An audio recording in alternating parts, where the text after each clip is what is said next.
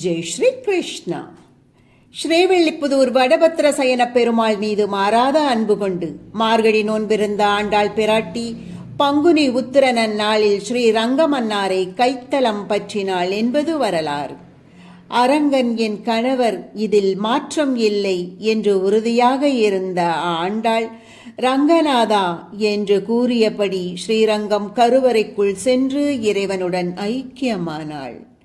மார்கழி 30 நாட்களும் விரதமிருந்து அரங்கநாதருடன் கலந்தவள் என்பதால் திருவல்லிக்கேணி பார்த்தசாரதி கோயிலில் தை முதல் நாளுக்கு முந்தைய நாளாம் போகி என்று போகி கல்யாணம் வெகு விமர்சையாக நடைபெறும். பகவான் ஸ்ரீராமராக மண்ணில் உதித்த போது தேவி மகாலட்சுமியும் சீதையாக பூமியில் பிறந்தார். பகவான் கிருஷ்ணராக அவதரித்த போது மகாலட்சுமி தாயார் ருக்மணியாக பிறந்தார். ஆனால் ஆண்டாள் அவதரித்த போது பெருமாள் அவளைப் போல மானுட ரூபம் கொண்டு பூமியில் அவதரிக்கவில்லை. மாறாக அர்ச்சாரூபமாக படுத்து கிடந்தார். தன் பிரம்மைக்கு தக்க பக்தியால் அவரை தட்டி எழுப்பி அவருடன் இரண்டர கலந்தாள் ஆண்டாள். அதனாலேயே மற்ற திருக்கல்யாணங்களை காட்டிலும் பூதேவியின் அம்சமான ஆண்டாள் திருக்கல்யாணம் வெகு ஏற்றமுடையது.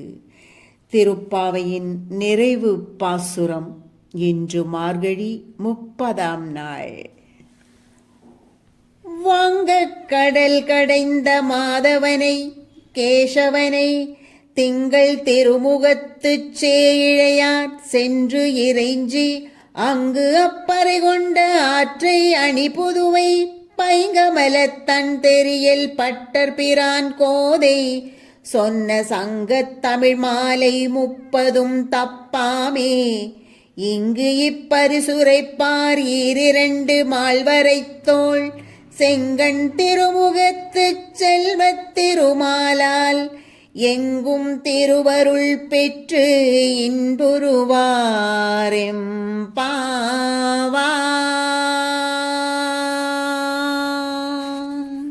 இதன் பொருள், முழுநிலவு போன்ற முகத்தை உடைய அழகிய அணிகலன்கள் அணிந்த ஆயர்குலத்து பெண்கள் கப்பல்கள் செல்லும் பாற்கடலை தேவர்களுக்கு அமுதம் அளிப்பதற்காக கடைந்த திருமகள் நாதனும் கேசி எனும் மசுரனை கொன்று கேசவன் என்று பெயர் பெற்றவனுமான கண்ணபிரானிடம் சென்று அவனை வணங்கி பறையினும் அடிமை பேற்றை பெற்ற வரலாற்றை அழகிய வில்லிபுதூரில் அவதாரம் செய்தவரும் குளிர்ந்த பசுமையான கமலமலர் மாலை அணிந்தவருமான பட்டர் பிரான் பெரியாழ்வார் அருந்தவ பொற்கொடியாம் கோதை திருப்பாவையாக அருளிச் செய்தாள். சங்கத்தமிழ் மாலை போன்ற இதில் உள்ள 30 பாசுரங்களையும் ஒன்று விடாமல் சொல்பவர்கள்.